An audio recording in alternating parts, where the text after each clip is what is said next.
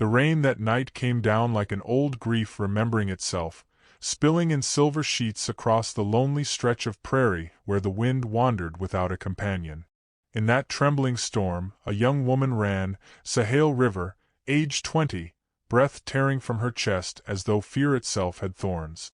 Mud clung to her feet, her braids heavy with water, and for a moment she wondered if the darkness would swallow her whole, but curiosity flickered in her heart like a hesitant ember.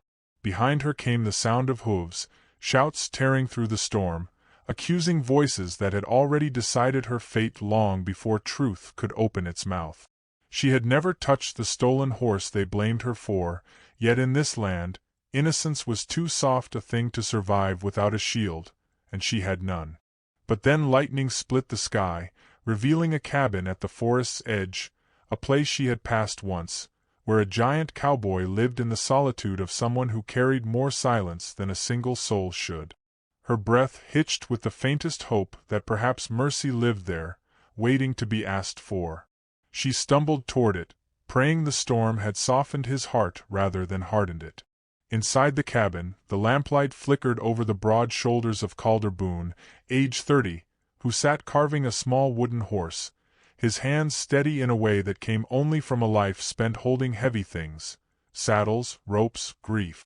His eyes were quiet, the kind of quiet that didn't come from peace but from surviving too much noise in the past. When the frantic pounding struck the door, curiosity drew his brow into a frown as he set the carving aside, wondering what soul would seek shelter in a storm like this. He opened the door just in time to catch Sahel as she collapsed forward, shivering and soaked. "Please," she whispered, her voice breaking like wet branches. "Hide me in your cabin. They want to capture me." Calder felt something shift deep in his chest then, some instinct older than his own memories. He lifted her gently, surprised by how light she was in his arms, and yet how heavy the fear in her eyes felt against his heart. The storm behind her roared as though urging him to decide. And he did. He pulled her inside, shutting the door just before the next crack of thunder shook the walls. "Sit here," he murmured, guiding her to the warmest corner near the fire. His voice was low, shaped by years of speaking to horses more than people. Sahel hugged herself, trembling, watching him with eyes that searched for judgment but found none. Curiosity stirred between them, soft as steam rising from a cup left untouched. Calder stepped back only when pounding fists struck the door with fury that made the lantern rattle. "Hand her over!" a man outside yelled, his voice soaked in alcohol and arrogance. Calder's jaw tightened. He took his hat, opened the door enough to step out, and met them beneath the rain with a calm that unnerved them more than any shout could have. "Ain't no one here but me," he said. "And I don't answer to men who come stormin' in the night like wolves sniffin' after fear." The men looked at each other, unsure why the giant cowboy didn't seem bothered by being outnumbered. Curiosity flickered in their eyes, but their fear of him outweighed their desire to continue. They left with curses lost to the storm, and Calder closed the door, breath easing only when he saw Sahel still sitting where he left her, like a shadow afraid to claim its shape. She rose slowly, her eyes glistening. "You risked trouble for me," she whispered. Calder shrugged as if lifting mountains were casual. "You looked like you needed help." She smiled, small and dissteady, and for a moment the cabin felt too small for the heartbeat that moved between them. He placed his coat over her shoulders, his fingers brushing her arms in a way that made her breath stutter. Curiosity softened her features as she watched him in the flickering light, this man built like a fortress, yet moving as gently as a prayer. He turned away quickly, clearing his throat, hiding the fact that her presence was stirring something he had locked away long ago. But each time he glanced at her, he found her looking back, and neither knew how to break the growing silence that felt more like a confession than an absence of words. When morning arrived, sunlight poured into the cabin in quiet gold, touching Sahel's face with warmth that felt like forgiveness. Calder served her a simple breakfast, warm cornbread and strong coffee, and she ate as if tasting mercy for the first time in days. She told him of the false accusation, the horse she never touched, the men who had no patience for truth, and Calder listened with his full being, his eyes softening with every tremble in her voice. Curiosity curled between them as she studied him, wondering why a man who looked carved from granite had eyes that carried such gentleness. His silence wasn't empty. It was the kind that understood more than words could hold. When their hands nearly brushed across the table, both froze, an ache of possibility forming in the space they didn't yet dare to cross. For the first time in a long while, Sahel felt the world pause for her instead of against her. But the peace shattered when distant hoofbeats approached, rolling like a storm without rain. Calder's expression changed instantly. He stood, his height filling the cabin like a wall against danger. "They're back," he muttered. "And they ain't lookin' to talk this time." Sahel's heart hammered. Curiosity tightened her chest. Why was he risking himself again for her? He grabbed her hand, the warmth of his palm grounding her heartbeat. "Stay behind me," he whispered, voice steady as a river stone. They slipped out the back door just as the front one burst open with angry shouts. Rain from the night still clung to leaves as they ran into the forest, branches brushing their clothes, breaths mingling in panic and closeness. Calder led her through narrow paths only someone who lived half-wild would know, and Sahel followed, her trust blooming with every step. But fate, cruel in its timing, waited for the moment her foot caught a root. She fell forward with a cry, and in that single heartbeat the world tilted. Before Calder could pull her up, the men lunged from the shadows. They seized her arms, dragging her back as she screamed his name, her voice ripping through the trees like a wounded bird. Calder fought. God, he fought. But 3 men held him down, punching, restraining him while Sahel was bound and thrown into a wooden jail wagon. She reached through the slats, tears streaking her face, whispering, "Calder, don't let them take me." Curiosity burned in his breaking heart. How had she become someone he could not bear to lose? The wagon rolled away with her cries trapped inside. Calder fell to his knees in the mud, blood from his lip mixing with the earth. For a long moment, he stayed there, rain-soaked and shaking with a fury that tasted like heartbreak. Then he stood, wiping the blood and determination across his jaw. "I'll catch the real thief," he growled to the empty forest. "And I'll bring him myself." His voice cracked on the last word, revealing more than he wanted the world to know. Curiosity lit inside him like a fire. Why did he care so deeply for a woman he had known barely a night?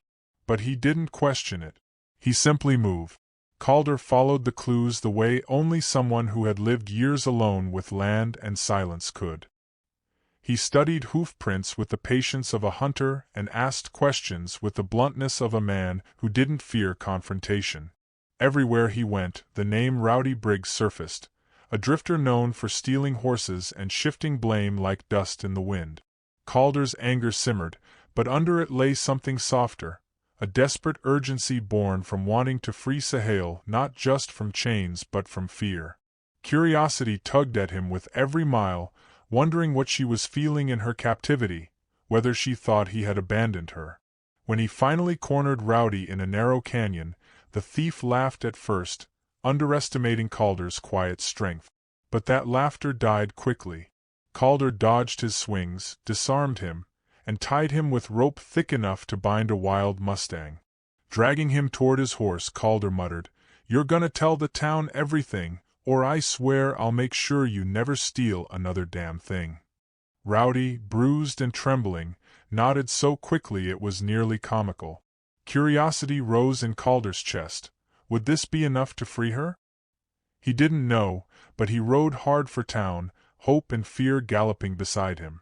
The square was crowded when Calder arrived, dust rising beneath the feet of townsfolk murmuring about Sahel's trial, which was little more than a spectacle for those who enjoyed watching others fall. The sheriff stood with a smug posture while Sahel, wrists bound, stared at the ground, her spirit dimming with each passing second. Calder's arrival cracked the air like thunder. He dragged Rowdy off the horse and threw him at the sheriff's feet. "There's your real thief," he said, his voice carrying across the square like a vow. Curiosity rippled through the crowd as whispers rose, people shifting, uncertain now that the giant cowboy was rewriting the story they eagerly judged. Rowdy confessed before the sheriff could get a word out, fear spilling truth faster than guilt. Silence fell, heavy and ashamed. The sheriff looked at Sahel with regret, muttering an apology that tasted of cowardice. But Sahel wasn't looking at him. She was looking at Calder. The moment they unlocked her shackles, she walked straight into his arms, her breath trembling against his chest. Calder held her as though anchoring both their hearts, his voice low and raw. "You're free," he murmured. "I promised I'd come." She pulled back just enough to touch the bruise on his cheek, her fingers trembling with tenderness that made his eyes close. Curiosity lingered in her gaze. Had fate brought her to him, or had they simply recognized something familiar in each other's loneliness? Calder lifted her chin with gentle fingertips, checking each bruise as if memorizing them so he could vow never to let harm touch her again. "I was so afraid," Sahel whispered. "Me too," he replied, his breath unsteady. "More than I can explain." Their foreheads touched, sharing a single, fragile exhale. No grand declarations, no dramatic speeches. Just the deep, quiet truth of two souls who realized they had found shelter in one another. Days after her freedom, Calder asked her to marry him, not with a ring or rehearsed words, but with a simple, trembling sentence spoken at dusk as fireflies drifted like sparks from heaven. "Sahel, would you stay with me? Not because you owe me anything, but because my life feels right only when you're near." Sahel's eyes filled with warmth, her hand slipping into his, curiosity softening her smile. "Calder, I've never felt safe the way I do with you." They exchanged vows beneath the open sky, surrounded only by lantern light, the quiet blessing of the earth, and the whisper of wind moving through the pines. Sahel wore a soft crimson dress, beaded like the memory of a flame, and Calder wore a simple suit that felt more like faith than fabric. When he kissed her, the world seemed to hold its breath, as if savoring their happiness before letting time move again. Their life afterward unfolded not in loud moments but in a tapestry of gentle days. Sahel cooked meals that filled the cabin with warmth, and Calder carved small wooden animals for her, each one shaped with devotion. They fell asleep some nights holding hands without meaning to, as though their bodies understood what their hearts were still learning. Sahel braided feathers into Calder's hat, teasing him, and Calder lifted her easily when she tried to reach the high shelves, laughing softly at her determination. Curiosity never faded from their eyes. Each morning felt new, each evening felt safe, each shared breath carried a promise neither could yet name aloud. Their love grew not in grand gestures but in steady, quiet grace, like dawn light returning day after day without fail. And if someday you find yourself lost in your own storm, chased by doubts or shadows that don't care for truth, remember this. Sometimes the world will accuse the quiet-hearted, sometimes it will judge those who never learn to shout. Yet one act of courage, one person willing to stand beside you when the world turns away, can rewrite your entire story. Love rarely arrives with certainty. More often it comes like that stormy night when Sahel knocked on a stranger's door, terrified and trembling, only to discover a shelter she didn't know she deserved. So let this tale remind you. Somewhere out there, someone is searching for you with the same tenderness Calder searched for her, someone who will choose you even when the world doesn't. And may you, too, find a cabin of light in the middle of your darkest rain, where a heart waits to open the door.